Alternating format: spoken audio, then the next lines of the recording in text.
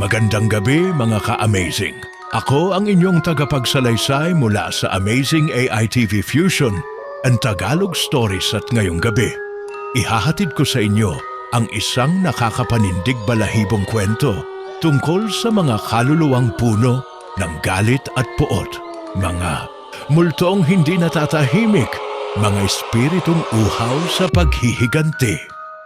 Humanda na at siguraduhin niyong hindi kayo nag-iisa habang pinakikinggan ito, sapagkat ang dilim ay may lihim na tinatago. Simulan na natin ang kwento ng higanti ng mga kaluluwa. Sa liblib na bayan ng San Pedro del Muerte, may isang lugar na matagal nang iniiwasan ng mga tao, ang lumat itim na bahay sa puno ng balete. Sa araw, isa itong lumang abandonadong mansyon na tila nasusunog sa ilalim ng matinding sikat ng araw. Ngunit pagsapit ng dilim, nagiging pugad ito ng mga impit na pag-iyak, mahahabang buntong hininga at mga sigaw ng paghihirap. Ayon sa matatanda, ang bahay na ito ay dating pagmamay-ari ng isang mayamang pamilya, ang pamilya Echeverria. Ngunit isang gabing madilim at walang buwan, sinunog ng mga masasamang tao ang bahay kasama ang buong pamilya sa loob. Walang sino mang nakaligtas. At mula noon, bawat taong nagtatangkang pumasok sa lugar na iyon ay hindi na muling nakakalabas ng buhay hanggang sa may isang grupo ng mga kabataan na hindi naniniwala sa mga kwento. Sina Miguel, Jomar, Karen at Pia. Bilang bahagi ng isang viral challenge, nagpasya silang mag-Facebook Live habang iniimbestigahan ang bahay. Sa unang mga minuto, tanging alikabok at mga sirang kasangkapan ang kanilang nakita. Ngunit nang sumapit ang hating gabi, nagsimula ang kanilang bangungot. May mga yapak na hindi kanila. May mga aninong gumagalaw kahit walang ilaw. At may mga matang nakatitig sa kanila mula sa madidilim na sulok ng bahay. Nang tingnan ni Miguel ang kanyang cellphone camera, hindi lamang sila apat ang nakikita niya sa screen. May isang babae sa likuran nila, nakaputi, may dugo ang mukha at isang malawak na ngiti. Saka nagsimula ang pagkatay. Isa-isang pinatay ang mga kabataan sa paraang hindi mailarawan ng isip. Ang huling narinig sa kanilang Facebook Live ay isang nakakakilabot na bulong. "Kayo ang susunod!" Hanggang ngayon, ang lumat itim na bahay sa puno ng balete ay nakatayo pa rin sa bayan ng San Pedro del Muerte. Wala nang nagtatangkang lumapit dito. Ngunit minsan, kapag lumalapit ang hating gabi, may maririnig kang impit na iyak mula sa loob. Mga sigaw ng galit at paghihiganti. At kung sakaling may maglakas loob pang pumasok, alam na nila ang kanilang kapalaran. Dito, walang nakakalabas ng buhay. Lumipas ang isang linggo matapos mawala sina Miguel, Jomar, Karen at Pia. Ang kanilang Facebook Live ay biglang naputol, ngunit naiwan ang mga huling minuto ng video. Isang madugong sigaw, isang babaeng duguan na ngumiti sa kamera at isang madilim na bulong, "Kayo ang susunod." Ang video ay naging viral. Milyon-milyon ang nakapanood. Ngunit may isang tao ang hindi mapakali. Si Victor, ang kuya ni Miguel. "Hindi ko matatanggap na basta na lang nawala ang kapatid ko. Kung takot ang pumatay sa kanila, mas matindi ang galit ko." Sigaw niya, kasama ang apat niyang kaibigan, Rico, Janine, Omar at Isay. Nagdesisyon siyang bumalik sa bahay na iyon.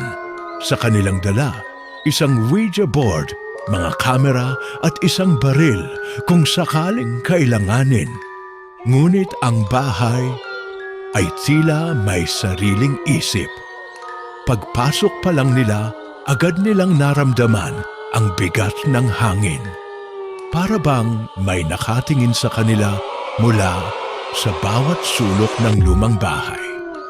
Sa unang palapag, nagkalat ang mga sirang kasangkapan. Ngunit may bagong bakas ng dugo sa sahig. Sa ikalawang palapag, may isang lumang salamin.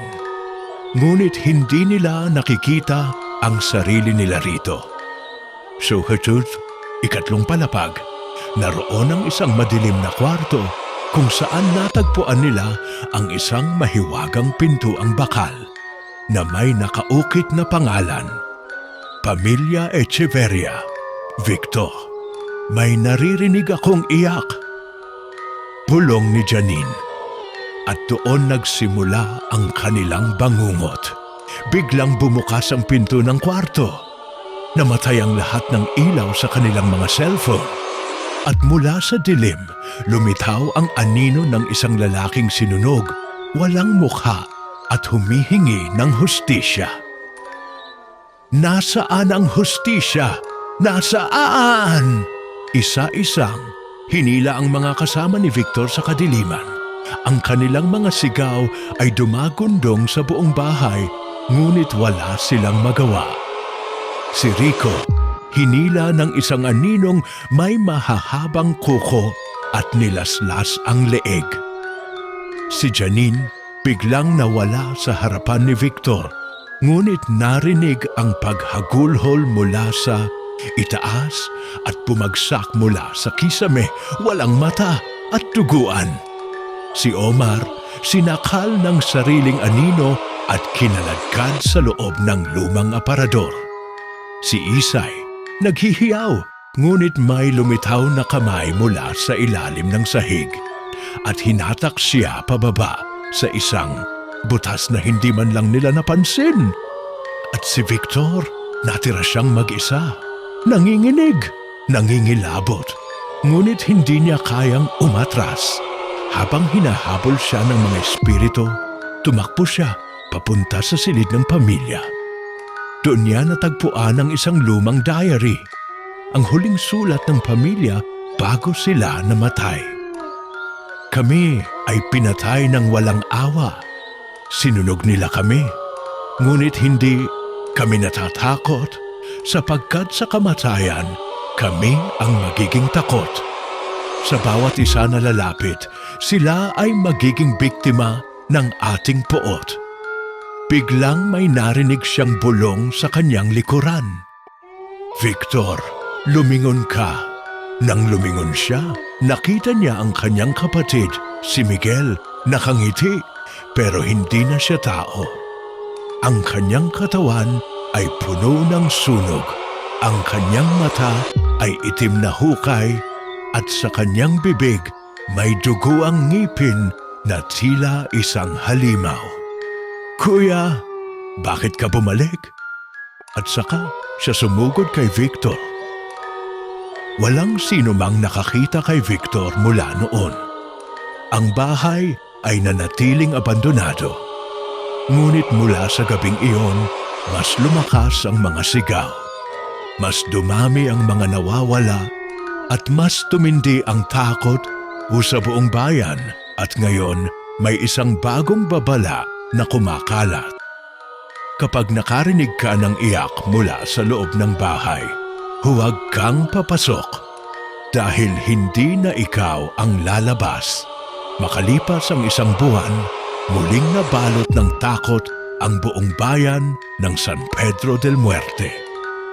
Hindi lang dahil sa mga kwentong kumalat tungkol sa lumatitim na bahay sa puno ng balete, kundi dahil sa isang mas nakakakilabot na pangyayari, isang higabi nagpakita ang mga nawawalang tao. Nakita sila sa gitna ng kalsada, nakatayo, hindi gumagalaw. Si Rico, Janine, Omar, Isay at si Victor.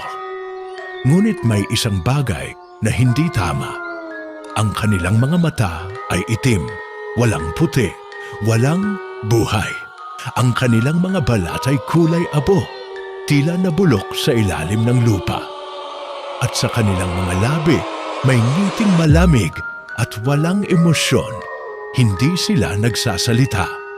Hindi sila humihinga. Pero sila ay bumalik. Bilang hindi na tao. Ang unang nakakita sa kanila ay si Mang Cardo, ang lasinggerong palaboy ng bayan. Lumapit siya sa grupo. "Hoy, mga bata, anong ginagawa niyo diyan? Ang dami nang naghahanap sa inyo." Hindi niya natapos ang kanyang sasabihin. Dahil bago siya makalapit, naputol ang kanyang ulo sa isang iglap. Naputol iyon na parang dinukit ng isang matalim na kuko. Ang kanyang katawan ay bumagsak, walang ulo, habang ang kanyang dugo ay lumipad sa hangin. At sa unang pagkakataon, nagsalita ang mga bumalik mula sa kadiliman. "Lahat kayo mamamatay." Sa loob lamang ng isang gabi, nagdilim ang bayan. Ang mga asong tahol ng tahol, bago isa-isang tumahimik at matumba sa lupa. Ang mga ilaw sa poste ay kumikislap, bago pumutok at nagdulot ng ganap na kadiliman. At ang mga pinto ng bawat bahay ay nagsara, ngunit wala nang makakatakas. Ang mga taong bumalik mula sa patay ay hindi na ordinaryong tao. Sila ay ginising ng puot, ginabayan ng galit at pinalakas ng isang sumpa na mas matanda pa kaysa sa bayan mismo. Ang unang biktima ay ang pamilya ni Victor. Sa loob ng kanilang bahay, narinig ang sunod-sunod na sigaw. Ang paghagulgol ng kanyang ina, ang sigaw ng kanyang ama, at ang iyak ng kanyang bunsong kapatid. Ngunit wala ni isa ang nakaligtas. Sa sumunod na oras, ang buong bayan ay naging isang bangungot. Isang lalaki ang hinablot sa bintana at iniwang duguan sa kalsada. Isang babae ang natagpuang walang mukha. Tila tinanggal gamit ang matutulis na kuko, at ang mga bata isa-isang nawala, walang iniwang bakas. Sa gitna ng lahat ng ito, may isang nakaligtas. Isang batang babae, si Teresa, 7 taong gulang. Nakita siyang nagtatago sa ilalim ng isang lumang mesa, nanginginig, umiiyak. Ngunit bago pa siya tuluyang maglaho sa dilim, isang matandang babae ang lumapit sa kanya. Siya si Lola Maria, ang pinakamatandang albularyo sa bayan. "Huwag kang matakot, apo.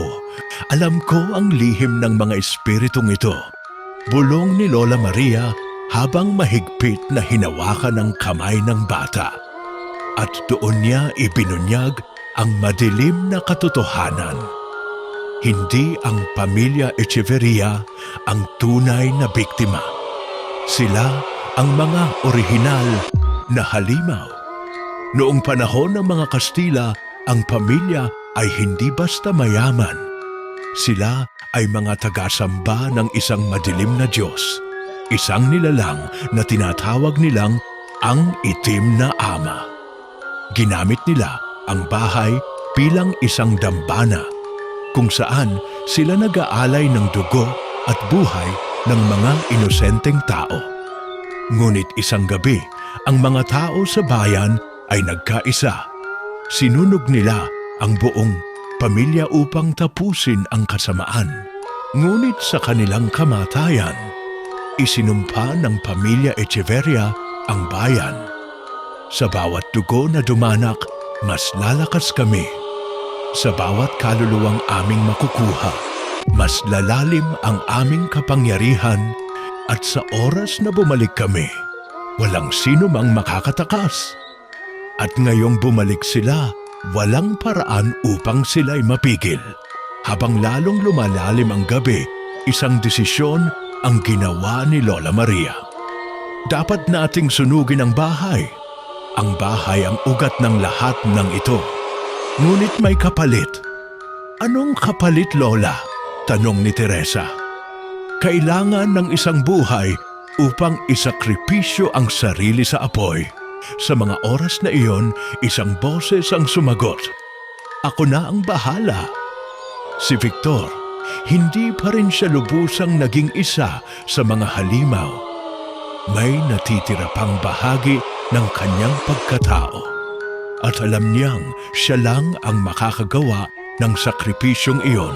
Sa kanyang huling lakas, tinakbo niya ang lumatitim na bahay sa puno ng balete. Dala ang isang bote ng gasolina at isang kahon ng posporo. Sa huling pagkakataon, tumingin siya sa langit. At sana mapatawad niyo ako. At kanyang sinindihan ang apoy.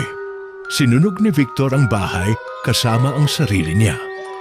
Ang apoy ay pumailalim sa lupa, lumamon sa mga anino, at winakasan ang sumpa o iyon ang kanilang inakala. Makalipas ang 3 taon, bumalik si Teresa sa dating kinalalagyan ng bahay. Ngunit wala na ito. Ang tanging natira ay isang itim na bato, kalahating nakalubog sa lupa, at nang hawakan niya ito. Teresa, lumingon ka, napapitlag siya. Dahil sa likuran niya may nakatayo, si Victor, pero hindi na siya ang dating Victor. Lumipas ang 3 taon mula nang masunog ang lumat itim na bahay sa puno ng balete. Maraming naniniwala na kasama ng bahay ay natapos din ang sumpa. Ang bayan ng San Pedro del Muerte ay unti-unting bumangon mula sa trahedya. Ngunit hindi lahat ay naniwala na tapos na ang lahat. Si Teresa, na ngayon ay 10 taong gulang, ay madalas bumalik sa dating kinalalagyan ng bahay. Doon siya nagdadala ng bulaklak, tanda ng kanyang pasasalamat kay Victor, na nagbuwis ng buhay upang tapusin ang kasamaan. Ngunit isang araw, may kakaibang nangyari. Habang nakatitig siya sa itim na batong natira mula sa bahay, napansin niyang parang gumagalaw ito. Ang ibabaw ng bato ay tila humihinga. May dumadaloy na itim na likido sa paligid nito, at sa ilalim ng kanyang anino, isang mas malaking anino ang lumalawak. Bago pa siya makatakbo, isang malamig na boses ang bumulong sa kanyang tainga. Teresa, hindi pa ito tapos. Dahil sa pangyayaring iyon, bumalik ang takot sa puso ni Teresa. Kinausap niya si Lola Maria, ang matandang albularyo ng bayan. Lola, may gumagalaw sa bato. May bumubulong sa akin. Napansin ni Lola Maria ang nanginginig na kamay ng bata. Pinisil niya ito ng mahigpit bago sumagot. Apo, hindi mo dapat hinawakan ang batong iyon. May iniwan si Victor na hindi natin naunawaan noon. Bakit, Lola? Akala ko tapos na ang sumpa. Napatingin ang matanda sa malayo, tila may hinahanap sa ulap. Ang katawan ng bahay ay sinunog, pero ang puso nito naiwan. Nabigla si Teresa. Anong ibig mong sabihin, Lola? Lumapit si Lola Maria at inilabas ang isang lumang aklat. Binuksan niya ito sa isang pahina kung saan nakaguhit ang isang madilim na nilalang. Isang itim na nilalang na walang mukha. May mahabang mga kuko at pulang mata na tila lumulutang sa kadiliman. Ang itim na ama. Habang nag-uusap, sina Teresa at Lola Maria sa kabilang bahagi ng bayan ay nagsimula na ang bangungot. Sa isang lumang bahay, may isang batang lalaki na nagngangalang Paulo, 12 taong gulang. Mahilig siyang maglaro sa kakahuyan malapit sa lugar kung saan dating nakatayo ang bahay ng Echeverria. Ngunit isang gabi, napansin niyang may isang bagay na bumubulong sa kanya mula sa dilim. Paulo, gusto mo bang malaman ang sikreto ng anino? Napalingon siya, ngunit walang tao. Paulo, halika, may ipapakita ako sa iyo. At sa isang iglap, hinatak siya ng isang pares ng kamay mula sa lupa. Hinila siya pababa. Pumasok ang kanyang katawan sa mismong anino. At ang batang si Paulo ay hindi na muling nakita sa anyo ng isang tao. Sa sumunod na araw, isang bagong anino ang gumala sa bayan. At hindi lang si Paulo ang naging biktima. Isa-isang naglaho ang mga bata sa San Pedro del Muerte. 1, 2, 3, hanggang umabot na sa 10. At bawat bata na nawawala, isang anino ang lumalabas sa dilim. Ang kanilang mga mata ay pula. Ang kanilang katawan ay hindi nakikita sa liwanag. At ang kanilang mga boses ay tulad ng boses ni Victor noong siya ay bumalik mula sa hukay. Lahat kayo mamamatay. Dahil sa mga kaganapan, lumapit ang buong bayan kay Lola Maria upang humingi ng tulong. Ngunit kahit siya ay natatakot, nabuhay muli ang sumpa. Mas malakas, mas madilim. Lumapit si Teresa.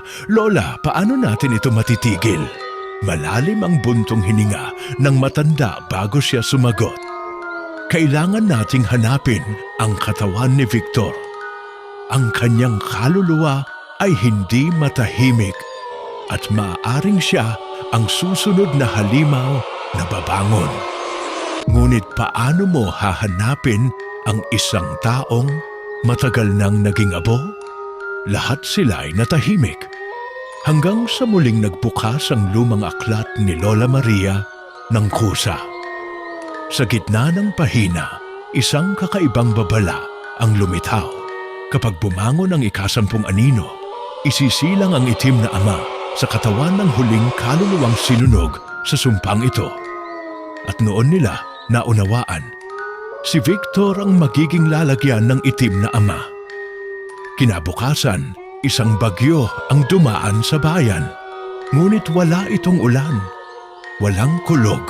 Tanging itim na ulap ang bumalot sa buong bayan. At mula sa gitna ng ulap, bumaba ang isang anino. Mas mataas, mas matangkad, at mas nakakatakot kaysa kaninuman. Si Victor, ngunit hindi na siya si Victor. Ang kanyang katawan ay balot ng usok at anino. At sa kanyang noo, nakaukit ang marka ng isang nilalang na mas matanda pa sa kahit anong buhay sa bayan. Siya na ngayon ang itim na ama. At sa kanyang unang hakbang, nagsimulang umapoy ang lupa sa itim na apoy. Ang lupa ay pumutok. Ang mga puno ay natuyo sa isang iglap. Ang langit ay nagdilim, hindi dahil sa gabi, kundi dahil sa presensya ng isang halimaw na hindi na kayang pigilan ng mundo ng mga buhay.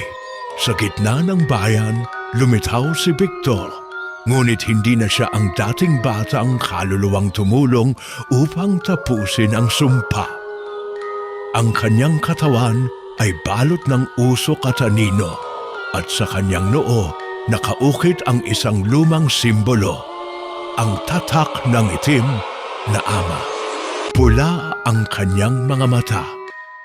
Sa bawat paghinga niya, bumibigat ang hangin, at sa kanyang mga kamay, lumilitaw ang mga aninong dating bahagi ng sumpa, mga espiritong hinatulan ng matinding galit at poot.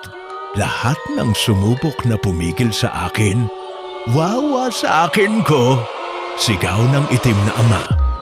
Sa isang iglap, ang anino niya ay lumawak, bumalot sa buong bayan. At mula rito, lumitaw ang mga espiritong pinahirapan at pinatay ng Echeverria. Ngunit ngayon, sila ang nagbabalik upang gumawa ng lagim. Isang babaeng walang mukha, umiiyak ng dugo. Isang lalaking walang katawan, ang ulo ay lumulutang sa ere. Isang sundalong walang balat, ang laman niya ay tila bulok na karne na gumagalaw pa rin. At ang pinakakinatatakutan ng lahat, ang batang si Paulo, ngayon ay isang nilalang na gawa sa purong anino. Sumugod sila sa mga bahay, sinunggaban ang mga tao, sinakop ang mga kaluluwa ng buhay. Sa loob ng isang oras, kalahati ng bayan ay nawala, kinuha ng dilim at hindi na muling nakita. Si Teresa at si Lola Maria ay tumakas papunta sa simbahan. Ang tanging lugar na hindi pa naabot ng anino. Tayong dalawa na lang, apo. Bulong ni Lola Maria habang nanginginig ang kanyang kamay. Hawak ang isang lumang rosaryo. Ngunit hindi sumagot si Teresa. Sa halip, may kung anong bumalot sa kanyang isip. Isang boses na tila bumubulong sa kanyang kaluluwa. Teresa, ikaw lang ang makakatapos nito. Napatingin siya kay Lola Maria. Lola, ano ba talaga ako? Napabuntong hininga ang matanda.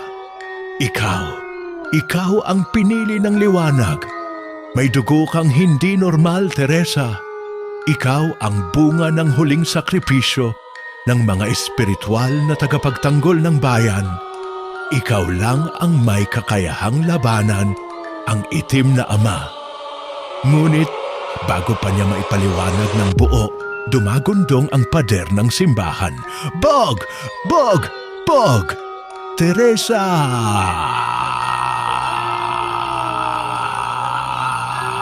Hindi ka makakatakas.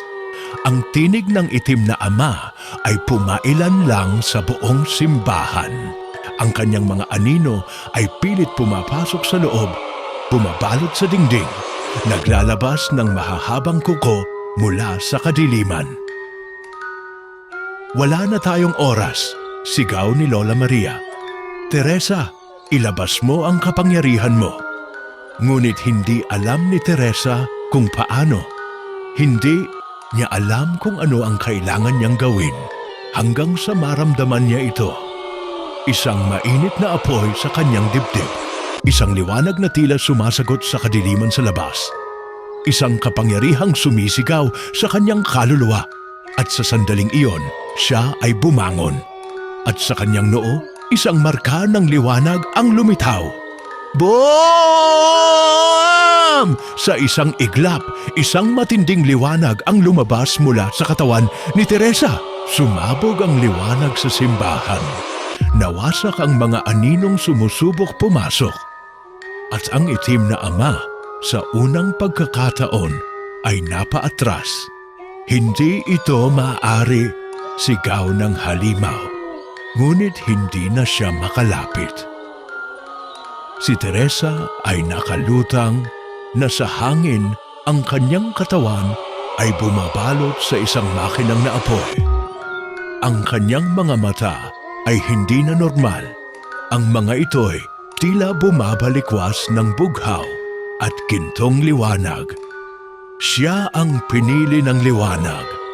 Ngunit sapat ba ito upang talunin ang itim na ama? Akala mo tapos na, Teresa? Ha ha ha ha ha!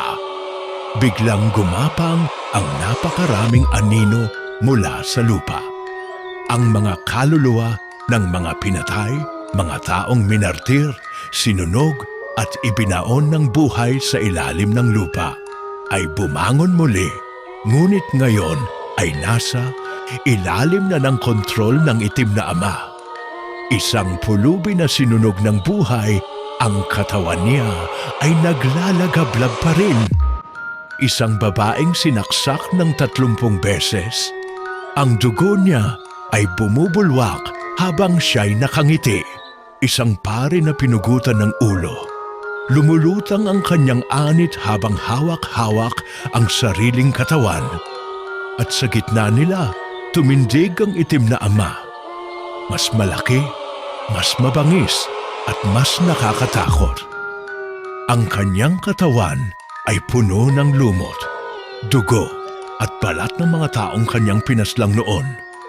Wawasakin ko ang lahat ng liwanag sa bayang ito. Sigaw niya, itinaas niya ang kanyang kamay at sa isang iglap, bumagsak ang kabuuan ng simbahan. Si Teresa at Lola Maria ay tumakbo palabas, ngunit masyadong mabilis ang pagbagsak.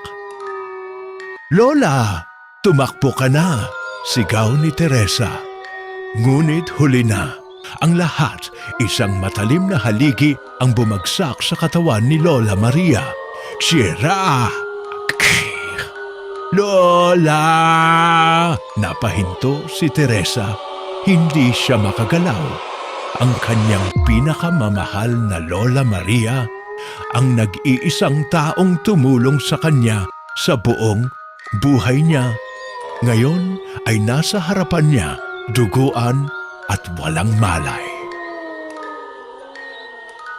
Biglang tumigil ang mundo. Biglang huminto ang lahat ng ingay at isang malamig na puot ang bumalot kay Teresa. "Ibinigay ko na ang lahat sa iyo, Teresa." Mahina, ngunit buhay pang bulong ni Lola Maria. "Ngayon, ikaw na lang ang natitirang pag-asa." At sa sandaling iyon, boom! Isang pagsabog ng liwanag ang naganap sa paligid ni Teresa. Ang kanyang katawan ay bumalot ng ginintuang apoy. Ang kanyang mga mata ay naging kasing puti ng buwan. At ang kanyang mga kamay ay nagpakawala ng mahiwagang sinag. Siya na ang ganap na pinili ng liwanag. Itinaas ni Teresa ang kanyang mga kamay. At mula sa kanyang katawan, lumabas ang apat na nilalang na gawa sa purong liwanag. San Pedro, ang mandirigmang may espadang gawa sa apoy. Santa Lucia, ang tagapangalaga ng mga kaluluwa. San Gabriel, ang anghel ng hustisya. Santo Niño, ang daluyan ng liwanag. "Ito na ang katapusan mo, itim na ama." Sigaw ni Teresa, ngunit hindi umatras ang itim na ama. "Masyado kang mayabang. Wawasakin kita kasama ng liwanag na iyan." Boom! Nagbanggaan ang dalawang makapangyarihang puwersa. Ang anino laban sa liwanag. Ang sumpa laban sa banal na kapangyarihan. Ang itim na ama laban kay Teresa, ang pinili ng liwanag. Ang laban ay yumanig sa buong bayan. Si Teresa ay lumipad sa ere, ang kanyang katawan ay nagliliyab sa gintong enerhiya. Sa kanyang kamay, lumitaw ang isang mahiwagang sibat na gawa sa purong liwanag, ang lansa ng paglilinis. "Ito na ang iyong kaparusahan." Itinapon niya ang sibat patungo sa itim na ama. Bam! Hindi! Isang napakalakas na pagsabog ng liwanag ang bumalot sa buong bayan. Ang anino ay sumigaw. Ang mga kaluluwa ay naglaho. Ang itim na ama ay unti-unting natunaw sa liwanag. At sa huling sandali, muling sumikat ang araw sa San Pedro del Muerte. Wala na ang anino. Wala na ang mga kaluluwang naghihiganti. At higit sa lahat, wala na ang itim na ama. Si Teresa ay bumagsak sa lupa. Pagod, ngunit buhay. Ngunit nang lumingon siya, wala na si Lola Maria. Sa kabila ng lahat, hindi niya nailigtas ang kanyang pinakamamahal na lola. At sa sandaling iyon, tumulo ang kanyang luha. Ngunit bago siya tuluyang malugmok sa lungkot, may narinig siyang boses sa hangin. "Huwag kang malungkot, apo. Lagi kitang babantayan. si Lola Maria bagamat wala na siya sa mundong ito, nanatili siyang gabay ng kanyang apo. Matapos ang mga pangyayari, iniwan ni Teresa ang bayan ng San Pedro del Muerte. Alam niyang hindi pa tapos ang kanyang misyon. Dahil kung may isang itim na ama, tiyak na may iba pang nilalang na naghihintay sa dilim. Isang madilim na kalsada. Gabi si Teresa ay naglalakad mag-isa sa isang lumang kalsada sa bayan ng Sta Magdalena. Matagal na siyang umaalis sa mga lugar na binalot ng dilim. Ngunit sa kabila ng lahat, isang tawag ang gumising sa kanya. Teresa, tulungan mo kami, nariyan siya. Ngunit nang subukan niyang tanungin kung sino ang nasa kabilang linya, Krek! Krek! Isang malakas na tunog ng kuko na kumakalmot sa bakal ang narinig niya mula sa likod. Dahan-dahan siyang lumingon. Sa kadiliman, isang nilalang na nakayuko ang unti-unting lumalapit sa kanya. Isa ka sa mga pinili, ngunit wala ka ng matatakasan. Boom! Mga kaamazing! Ano itong nilalang na mukhang mas malala pa sa itim na ama? Kaya pa kayang lagpasan ito ni Teresa? Ituloy natin ang kwento. Pero bago yan, maghanda ka dahil ang mga nilalang ng kadiliman ay nasa paligid mo na. Bayan ng Stia Magdalena, isang madilim na simula malakas ang ulan. Ang kalsadang tinatahak ni Teresa ay halos hindi na makita sa kapal ng dilim at hamog. Ang ilaw mula sa mga lumang poste ay mahihinang kumikislap. Parang may mga matang nagmamasid sa kanya sa bawat hakbang. Teresa, tulungan mo kami. Nariyan siya. Paulit-ulit na bumabalik sa isip niya ang tawag na natanggap niya kanina. Wala siyang ideya kung sino ang tumawag, pero ramdam niya. Hindi ito isang ordinaryong mensahe hanggang sa biglang kriik! Kriik!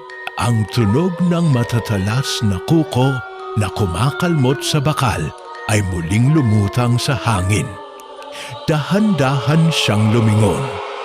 Sa di kalayuan, isang balingkinitang nilalang ang nakayuko sa gitna ng kalsada.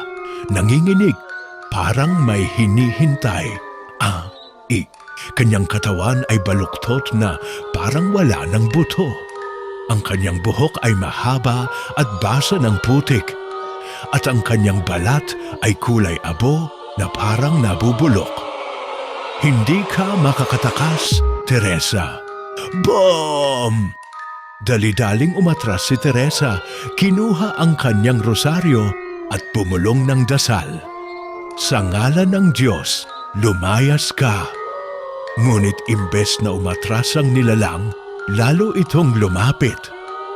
Ang kanyang mga daliri ay lumawak na parang matatalas, napatalim, at ang kanyang bibig ay bumuka ng sobrang laki na parang kayang lunukin si Teresa ng buo. Akala mo ba, Teresa, ikaw lang ang pinili? At sa isang iglap, bumukas ang lupa! Mula sa ilalim ng kalsada, lumabas ang napakaraming kamay. Mga kamay ng mga nilalang na matagal nang namatay, ngunit hindi kailanman nawala. Tulungan mo kami! Hindi!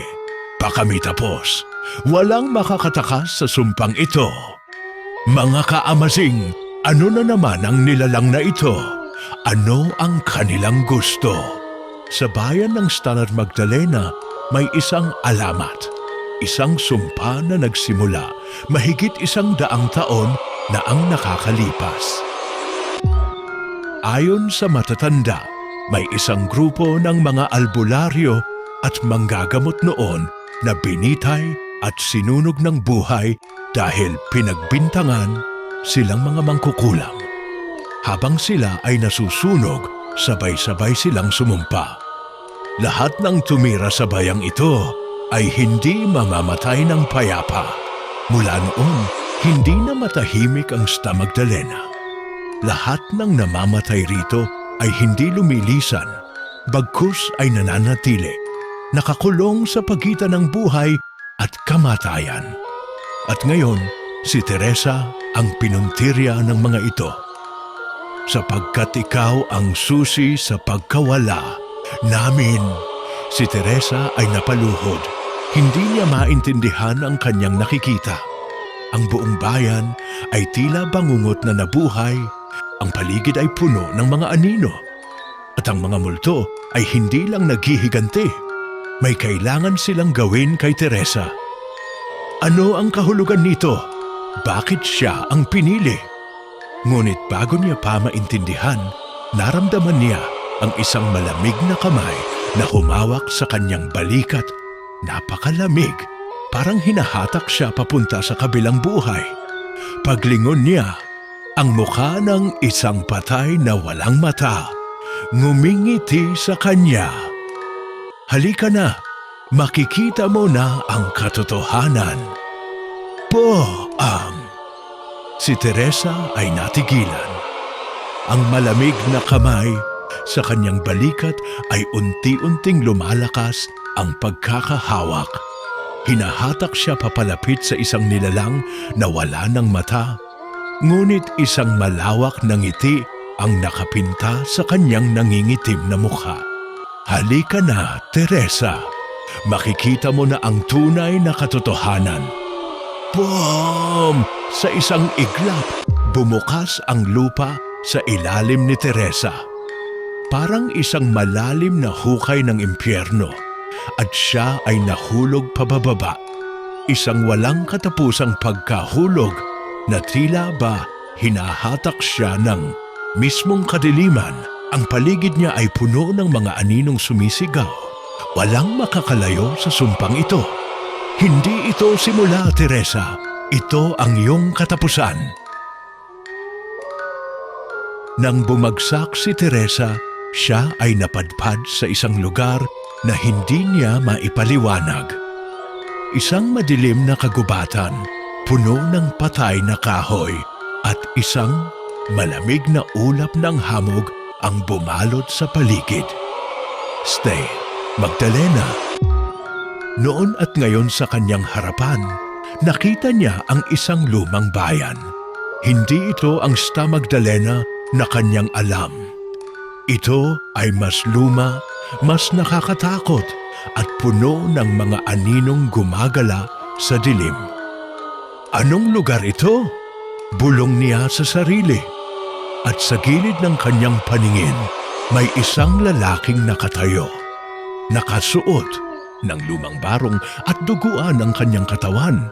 Bumalik ka na, Teresa, bago pa maging huli ang lahat. Si Teresa ay nanginginig, ngunit hindi siya makagalaw. Sa kanyang harapan, unti-unting lumilitaw ang mga nilalang ng dilim. Isang babae na wala ng mukha, ngunit umiiyak ng dugo. Isang matandang lalaki na walang ulo, ngunit may mga matang lumalabas sa kanyang leeg. At isang bata na may sirang katawan, pero may isang malalim na ngiti sa kanyang labi. Teresa, alam mo ba kung bakit ka namin pinili? At bago pa siya makasagot, mula sa kawalan, isang nakakabinging sigaw ang pumuno sa paligid. Ang sumpang walang hanggan ay nagsisimula na.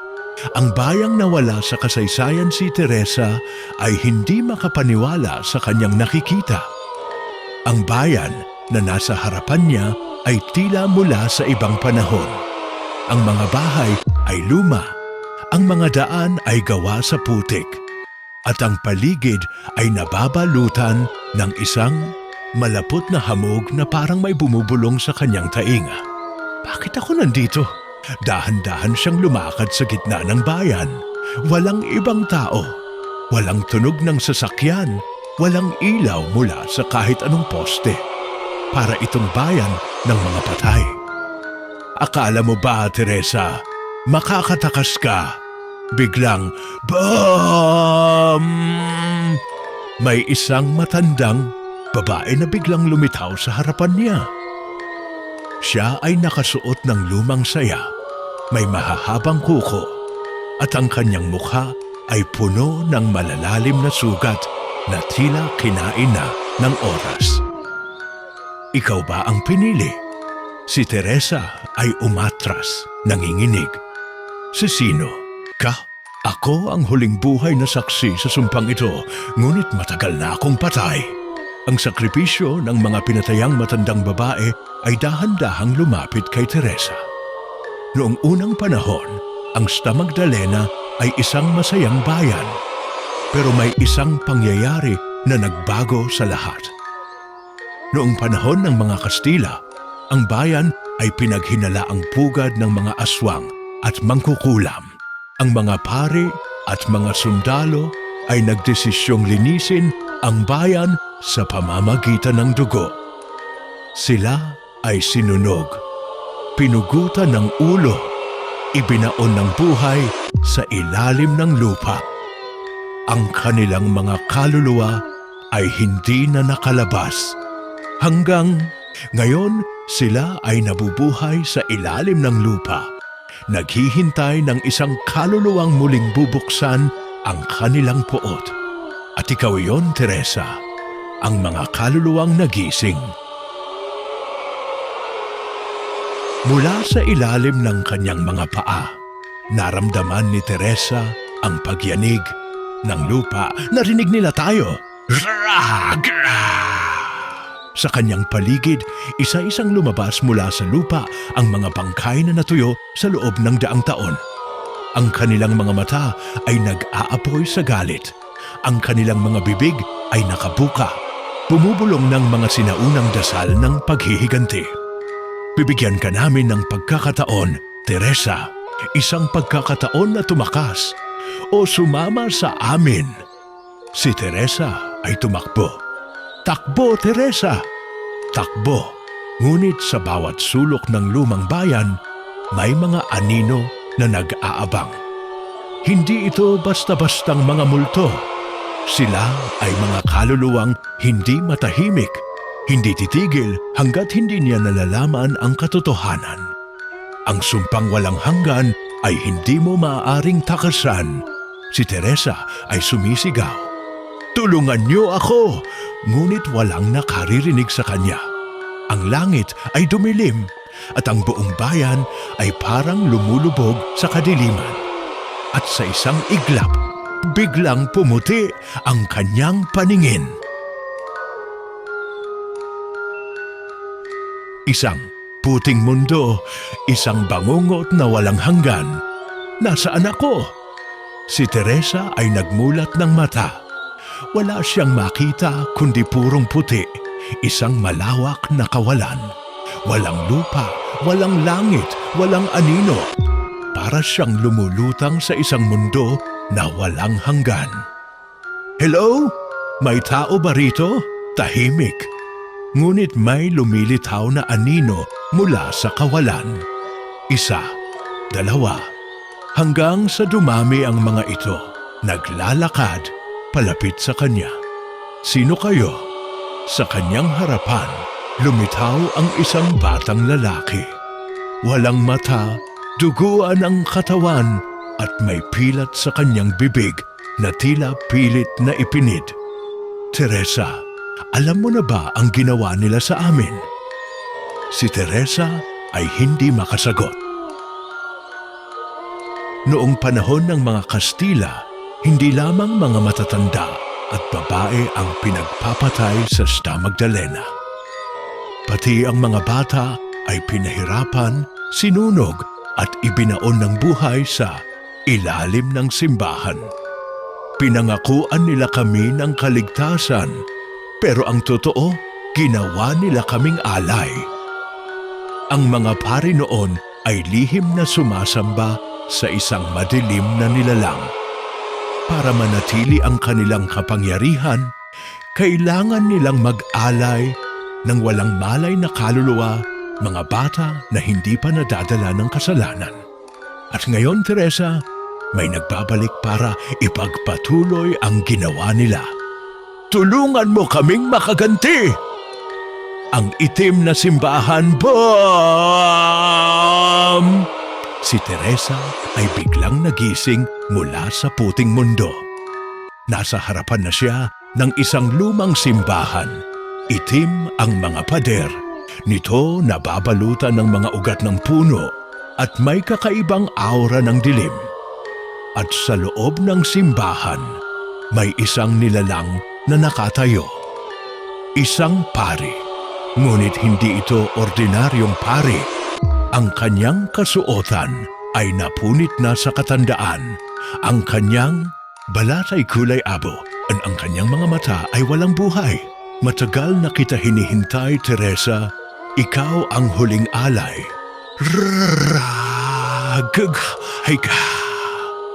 Sa paligid ng simbahan, lumitaw ang mga patay. Ang mga sundalo, ang mga pari at ang mga nilalang na gumawa ng kasamaan noon. Sila ay nagbalik, hindi bilang mga biktima, kundi bilang mga nagbabantay sa sumpang ito. Hindi ka makakalabas dito ng buhay. Si Teresa ay napaluhod sa lupa. Hindi, totoo, ito. Ngunit sa kanyang paligid, may isang kakaibang liwanag na bumalot sa kanya. Isang puting ilaw na tila nagmula sa kawalan. Teresa, ikaw lang ang makapagliligtas sa amin. Gamitin mo ang kanilang kasalanan laban sa kanila. Biglang lumindol. Ang buong simbahan ay nagsimulang magiba. Hindi!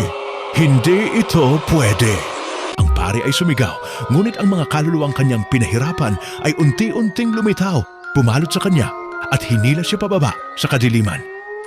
Teresa, tumakbo ka! BOOM!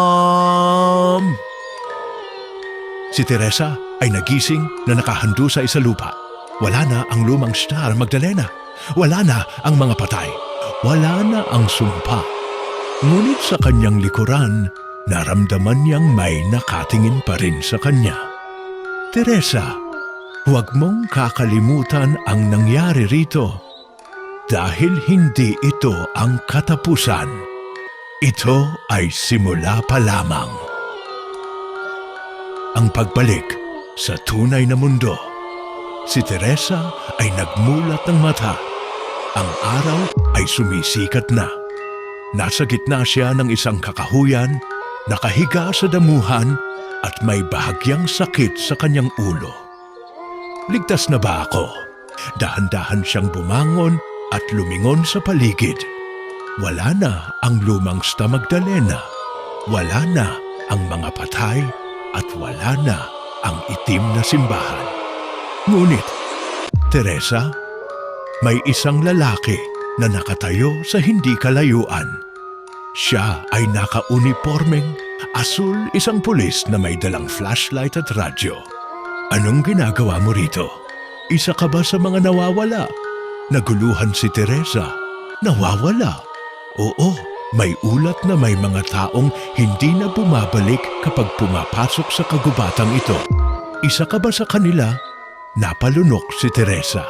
Kung ganon, hindi lang ako ang nawawala rito. Ang bayang hindi nakilala, dinala ng pulis si Teresa pabalik sa bayan. Habang nasa loob ng sasakyan, napansin niyang pamilyarang daan. Pero may isang bagay na kakaiba. Ang mga bahay, ang mga tao, at ang buong paligid para bang ibang panahon na ito. Ilang taon na ba ngayon? Tinanong niya. 2025. Bakit? Napahinto si Teresa. Hindi ito maaari. Hindi! Dapat 2010 pa lang ngayon. Napakunot noo ang pulis. Anong sinasabi mo? Ang Star Magdalena ay matagal nang abandonado simula noong 1995. Walang nakatira roon mula pa noon. 1995, pero kagabi lang ako dumaan doon. Ang nakalimutang kasaysayan sa presinto, ipinakita ng pulis kay Teresa ang mga lumang dokumento tungkol sa bayan ng Sta Magdalena. Ayon sa record, noong 1995, isang grupo ng mga taong nagpunta sa Sta Magdalena ang nawala. Wala silang iniwang bakas. Ilang dekada na ang lumipas, pero wala ni isang ebidensya na sila ay nakita pang muli. At sa isang lumang litrato, nakita niya ang sarili niya. Ako, pero paano? Ang larawang ito ay kuha noong 1995. Isa ka sa mga nawawala. Hindi ito posible. Ngunit bago siya makapagsalita, may isang matandang babae ang lumapit sa kanila. Ikaw ba, si Teresa? Ang huling babala ang matandang babae ay nakatingin sa kanya na parang matagal na niya itong kilala. Matagal na kitang hinihintay, Hija. Si Teresa ay umatras. Sino ka? Ako si Aling Fe. Isa ako sa mga nawalan ng anak sa Sta Magdalena. Ikaw ang huling bumalik. Anong ibig mong sabihin? Lahat ng pumapasok sa sumpang iyon ay nawawala sa kasaysayan. Pero hindi ka dapat nandito, Teresa. Dahil matagal ka nang patay. Hindi! Ang buong paligid ay biglang dumilim. Ang imahe ng presinto, ang pulis, ang bayan, unti-unting naglalaho. Hindi ka makakatakas, Teresa! Sa isang iglap, bumalik siya sa kadiliman dahil ikaw ay isa sa amin. Boom! Ang tunay na sumpa, nagising si Teresa sa lumang simbahan. Nakatayo sa harapan ng pari habang ang libo-libong multo ay nakapaligid sa kanya. Ikaw ang huling alay, Teresa, dahil kailanman hindi ka na makakalabas. Ang huling pagmulat, dahan-dahang dumilat ang mga mata ni Teresa. Ngunit hindi siya nasa lupa. Nakatali siya sa isang altar. Ang paligid ay puno ng nagliliyab na kandila at sa paligid niya ay ang libu-libong kaluluwa ng mga patay. Ang mga dating nakulong sa Sta Magdalena. Ikaw, ang huling sakripisyo. Sa harapan niya, nakatayo ang isang anino, ang pari na siyang naghatid ng sumpa sa lugar na ito. Kapag naisa katuparan ang huling ritual, magiging buo ang kapangyarihan ng aming kaharian at walang sino mang makakatakas sa Sta Magdalena. Ikaw ang huling piraso, Teresa. Hindi! Ang mga nilalang ng kadiliman nagsimula ng bumangon ang mga anino. Ang mga nilalang na pinaslang at nagtanim ng puot sa kanilang puso. Ngayon ay naging mga halimaw na handang wasakin ang sino mang lalaban sa kanila. Isang babae na may patay na mata at mahahabang kuko ang gumapang sa kisame. Isang lalaking wala ng ulo, pero humahalakhak habang hawak ang itim na krus. Isang matandang babae na nakangiti, ngunit may mahahabang ngipin at walang mata. Lahat sila mga kaluluwa ng paghihiganti. Hindi ka na makakalayo, Teresa. Ang huling laban, hindi papayag si Teresa na basta na lang siyang maging alay. Isang malamig na kamay ang lumapit sa kanyang mukha. Pero bago pa siya mahawakan, isang matalim na sigaw ang narinig niya. Hindi pa tapos ang lahat. Biglang sumabog ang pader. Sa likod nito, lumitaw si Aling Fe. Hawak ang isang lumang anting-anting na nagliliyab sa bughaw na liwanag. Teresa, huwag mong hayaan na lamunin ka ng sumpa. Lumaban ka. Sa isang iglap, napunit ang mga tanikala ni Teresa. Napalingon siya sa paligid, Bumukas ang isang portal sa pinto ng simbahan. Kung gusto mong makaligtas, takbo! Ang pagtakas sa impyerno. Dali-daling tumakbo si Teresa, tinatalo ng mga kamay ng mga nilalang na pilit siyang hinihila pabalik. Ang buong simbahan ay nagsimula ng lumubog sa itim na apoy. Hindi ka makakatakas, sigaw ng pare.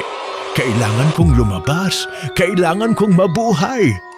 Palapit na siya sa pinto, pero may isang kamay ang biglang dumakma sa kanyang binti. Isang multong nilamon ng galit. Ngayon ay may mahahabang kuko na tumatarak sa kanyang balat. Ikaw ay sa amin na, Teresa. Ang pinakamadilim na katotohanan, hindi. Sa huling pagkakataon, ginamit ni Teresa ang lahat ng kanyang lakas at sinipa palayo ang multo. Isang hakbang at nakalabas siya sa pinto at biglang katahimikan. Nagising siya sa isang madamong lugar. Ang araw ay sumisikat at ang bayan ng Sta Magdalena ay wala na. Nakalabas ako.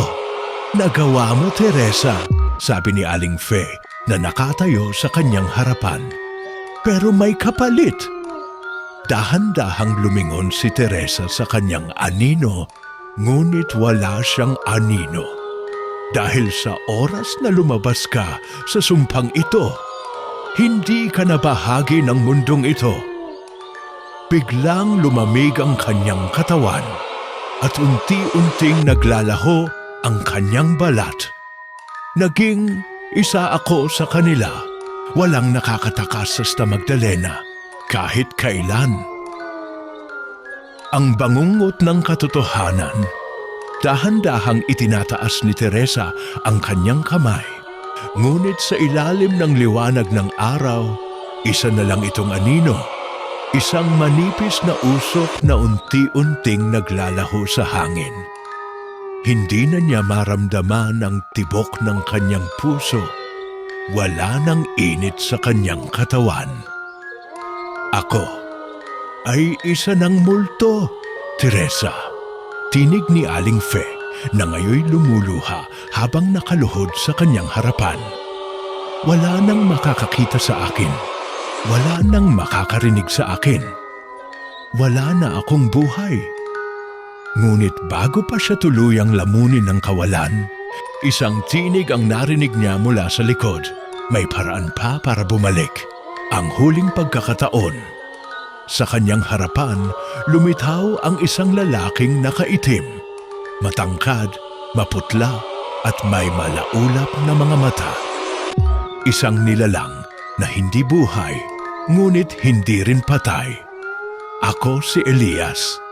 Ako ang bantay ng hangganan ng buhay at kamatayan. Sa kanyang kamay, isang lumang aklat ang nagliliyab sa bughaw na apoy. Teresa, may isang ritual na maaari mong gawin upang mabawi ang iyong buhay. Ngunit, kailangan mong bumalik sa Sta Magdalena at harapin ang pinakamalakas na espiritu, ang pare na naghatid ng sumpa. Kung siya ay iyong matalo, maaari mong bawiin ang iyong katawan. Ngunit kung ikaw ang matatalo, magpakailanman kang magiging bahagi ng mundong ito. Isa ka ng multo, Teresa, ngunit may pagkakataon ka pang pumili kung mananatili ka sa anino o lalaban ka para sa liwanag. Handa ka na ba? Ang pagbalik sa impyerno. Dinala ni Elias si Teresa pabalik sa guho ng Sta Magdalena. Ngunit hindi na ito isang ordinaryong lugar. Ito ay isang baluktot na kaharian ng mga espiritu, puno ng anino, dugo at paghihiganti. Dito nagsimula ang lahat. Dito ko rin ito tatapusin. Habang naglalakad siya sa wasak na simbahan, unti-unting lumilitaw ang mga anino, ang mga kaluluwang hindi na matahimik, ang mga biktima ng sumpa. At sa gitna ng altar, naroon siya. Bumalik ka, Teresa. Ang pare nakabalot sa madilim na liwanag, nakatingin sa kanya na parang isang halimaw na nag-aabang ng kanyang pagkain. Ikaw ang huling piraso ng ritual. Hindi mo maibalik ang iyong buhay. Ang laban para sa kalayaan. Mula sa kanyang mga kamay, biglang lumabas ang liwanag. Isang asul na apoy na bumalot sa kanyang katawan. Isa na siyang espiritu, ngunit hindi basta-bastang multo. Siya ang magiging tagapagsira ng sumpa. Hindi na kita kinakatakutan, sigaw ni Teresa. Ang pare ay sumigaw at nagpalit ng anyo. Naging isang itim na halimaw na may maraming kamay at mga matang puno ng puot. Ikaw ay mananatili dito, Teresa. Sa huling pagkakataon, tinipon ni Teresa ang lahat ng kanyang lakas at gamit ang bughaw na apoy, sinugod niya ang pari. Isang malakas na pagsabog ang yumanig sa buong simbahan. At sa isang iglap, nawala ang lahat. Ang muling pagising nang dumilat si Teresa, nasa lupa siya, hindi sa ilalim ng kadiliman, hindi sa mundo ng mga patay. Ramdam niya ang init ng araw sa kanyang balat, ang malamig na hangin, ang tibok ng kanyang puso. Teresa, bumalik ka! Sigaw ni Aling Fe habang lumuluha. Ang Stasio Magdalena ay wala na, ngunit buhay si Teresa. Malaya na siya sa sumpa, ngunit bago siya lumayo, tumingin siya sa likod.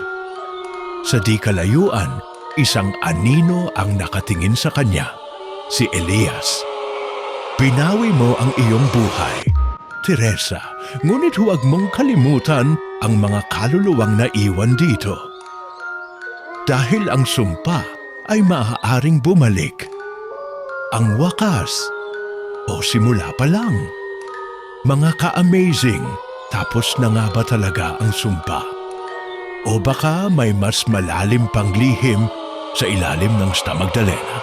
Kung nagustuhan ninyo ang kwentong ito, huwag kalimutang mag-like, share, comment at subscribe sa ating YouTube channel. Amazing AI TV Fusion and Tagalog Stories.